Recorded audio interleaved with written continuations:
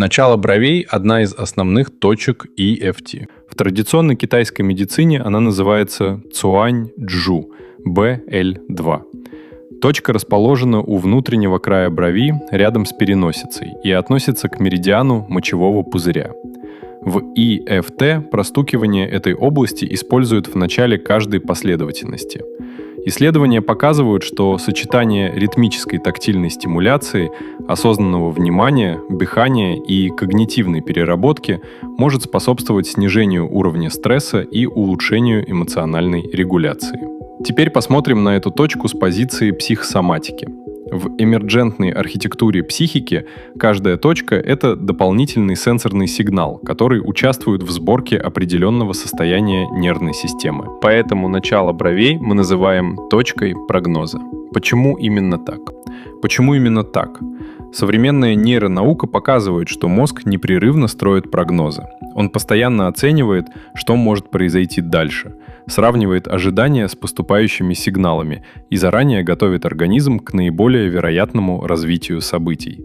Психосоматически эта точка помогает работать с прогнозом, который уже начал организовывать состояние человека. В этот момент человек часто говорит: «Я уже знаю, что все закончится плохо. Нужно предусмотреть все.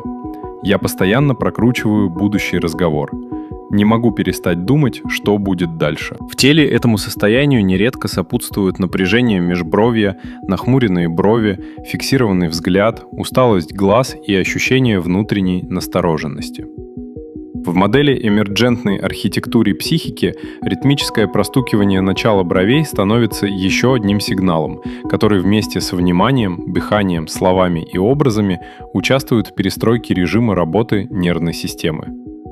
Мы не меняем будущее, мы не пытаемся убрать прогноз, мы помогаем нервной системе обновить его, когда появляются новые данные. Практический вывод. Если событие еще не произошло, а тело уже живет так, будто опасность наступила, простукивание начала бровей можно использовать как один из сигналов для сборки более гибкого состояния. В эмерджентной архитектуре психики каждая точка — это не отдельная функция, а дополнительный сенсорный сигнал, который вместе с другими элементами помогает нервной системе собрать новое состояние. Когда меняется режим самоорганизации, меняются ощущения, мысли, поведение и телесные реакции. Ссылки на научные исследования в описании. Полная практика в первом комментарии.